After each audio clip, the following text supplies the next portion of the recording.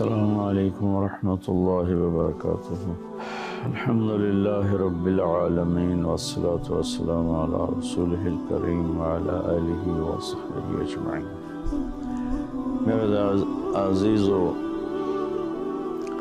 خواتین و حضرات، بچے بچیاں، میرے دوست احباب، جاننے والے نہ جاننے والے، اللہ تعالیٰ کی طرف سے ہم پر بڑا احسان ہوا ہے کہ ہمیں رمضان کا مہینہ نصیب ہوا۔ اللہ تعالیٰ نے ہفتے میں 7 دنوں میں ایک دن بابرکت بنایا، وہ جمعہ کا ہے۔ اللہ تعالیٰ نے قوم یہود سے کہا کہ میرے علم میں ایک دن ہے بہت برکت والا، وہ تم ڈھونڈو اور چن لو۔ تو انہوں نے خطا کھائی اور ہفتے کا دن چن لیا۔ ہفتے کو یہودی عبادت کرتے ہیں، کام نہیں کرتے۔ پھر اللہ تعالیٰ نے عیسیٰ علیہ السلام کی قوم سے کہا کہ ایک دن میرے بارگاہ میں بہت بابرکت ہے، دعائیں قبول ہوتی ہیں، اسے تم ڈھونڈو۔ ان پہ چھوڑا تو انہوں نے اتوار چن لیا۔ لیکن جب ہماری باری آئی تو اللہ نے ہمیں نہیں کہا کہ ڈھونڈو۔ اللہ نے اپنے محبوب کی محبت میں جناب رسول اللہ صلی اللہ تعالیٰ علیہ وسلم کی طفیل اللہ تعالیٰ نے ہمیں خود بتا دیا کہ وہ جمعہ کی رات ہے اور جمعہ کا دن ہے۔ یہ سب سے بہترین دن ہے جمعہ کا، اور پورے سال کے لحاظ سے جمعہ کی رات سب سے بہترین رات ہے۔ خصوصی طور پر پھر شب قدر سب سے اعلیٰ ہو جاتی ہے، لیلۃ القدر سب سے اعلیٰ ہو جاتی ہے۔ تو وہ 21، 23، 25، 27، 29 کی راتوں میں کوئی ایک رات ہوتی ہے، تو وہ اللہ تعالیٰ نے بہت ہی بابرکت بنائی۔ اللہ ہمیں نصیب فرمائے۔ تو جمعہ کا دن اللہ تعالیٰ نے پسند فرمایا۔ اس میں ایک گھڑی دعا کی قبولیت کی ہے، وہ چھپی ہوئی ہے۔ اس گھڑی میں جس خوش نصیب کو ہاتھ اٹھانے کی دولت مل جائے، وہ دعا فوراً قبول ہوتی ہے، وہ سیدھی عرشوں پر جاتی ہے۔ علماء نے اس میں تحقیق کی، ہر ایک نے اپنے اپنے خیال کے مطابق۔ بعضوں کے نزدیک جب امام خطبے کے لیے ممبر پہ آتا ہے تو وہ دعا کی قبولیت کا وقت ہے۔ بعضوں کے نزدیک جب دو خطبوں کے درمیان بیٹھتا ہے تو وہ وقت دعا کی قبولیت کا ہے۔ اور بعضوں کے نزدیک عصر سے مغرب کے درمیان کوئی بھی گھڑی اللہ کی بارگاہ میں دعا کی قبولیت کی ہوتی ہے۔ تو جمعہ کی نماز کو اللہ کے نبی نے بہت اہم قرار دیا، اور ارشاد میں بڑے دکھ کے ساتھ یہ حدیث بیان کر رہا ہوں۔ میرے نبی نے فرمایا جو 3 جمعے مسلسل چھوڑ دیتا ہے وہ میری ملت سے خارج ہو جاتا ہے، میری امت سے خارج ہو جاتا ہے۔ تو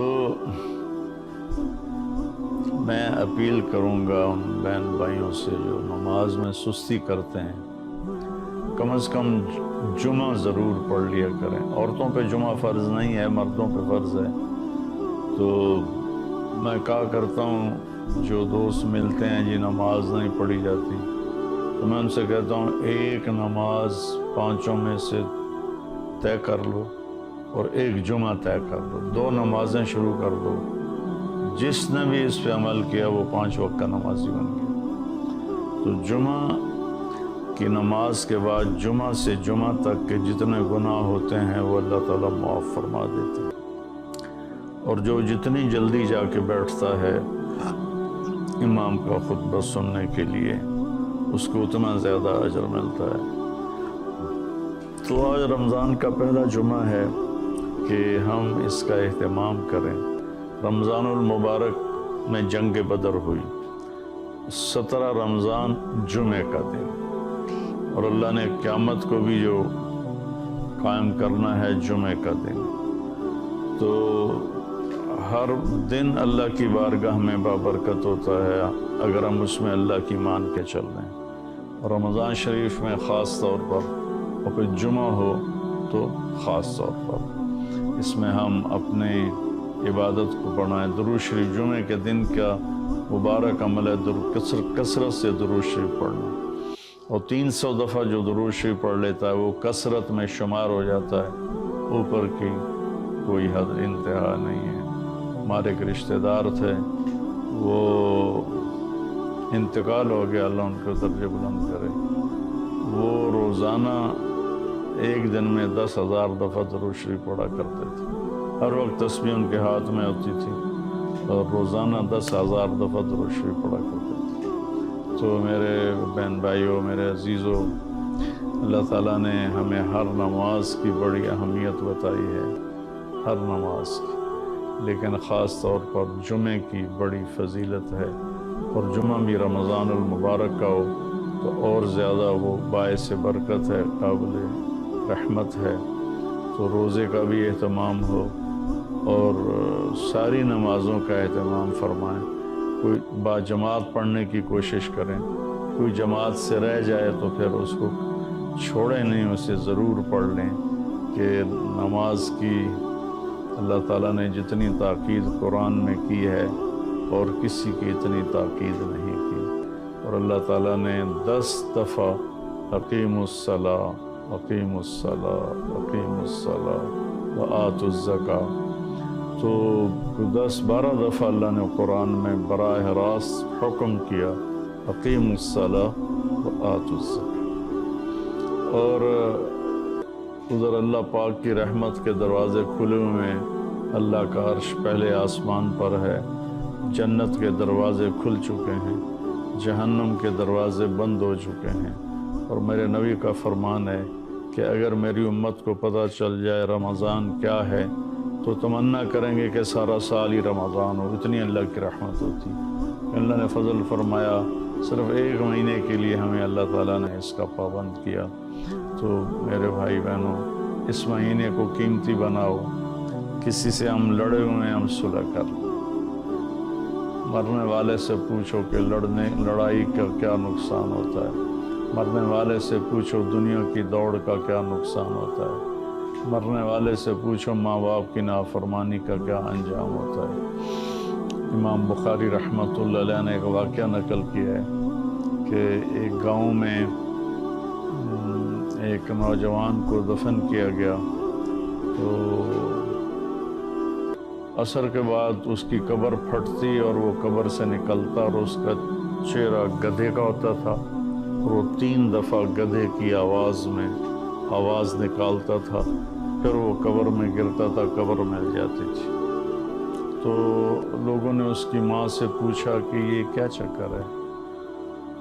تو اس کی ماں نے بتایا کہ شرابی تھا، شراب پیتا تھا، تو میں اسے روکتی تھی نہ پیا کر، تو آگے مجھے کہتا تو کیا گدھے کی طرح آوازیں نکالتی رہتی ہے، مجھے نہ سنایا کرو۔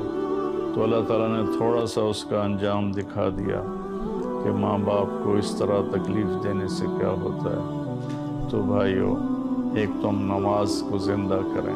میرے نبی نے کہا جعلت قرۃ عینی فی الصلاۃ، نماز روزے سے بڑا فرض ہے، میری آنکھوں کی ٹھنڈک نماز میں ہے۔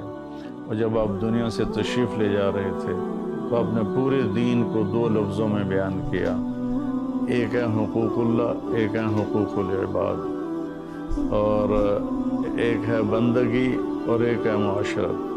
تو آپ نے فرمایا الصلاۃ، جب آپ دنیا سے تشریف لے جا رہے تھے آپ نے حضرت اماں عائشہ رضی اللہ عنہا علیہ السلام کے سینے پر یوں سر رکھا ہوا تھا، اس طرح کر کے ایسے، اور اماں عائشہ نے آپ کو سہارا دیا ہوا تھا، اپنے سینے پر لٹایا ہوا تھا۔ تو آپ فرما رہے تھے الصلاۃ وما ملکت ایمانکم، میری امت ایک نماز نہ چھوڑنا، اور ایک میری امت کے غریب طبقے پر رحم کرنا، ان کے ساتھ آسانی کا سلوک کرنا، ان پر سختی نہ کرنا، ان سے نرمی کا سلوک رکھنا۔ پھر الصلاۃ وما ملکت ایمانکم، نماز نہ چھوڑنا، نماز نہ چھوڑنا، نماز نہ چھوڑیں۔ اور آخری الفاظ بھی یہی تھے، الصلاۃ الصلاۃ الصلاۃ، نماز نماز نماز۔ پھر فرمایا اللہم الرفیق الاعلی۔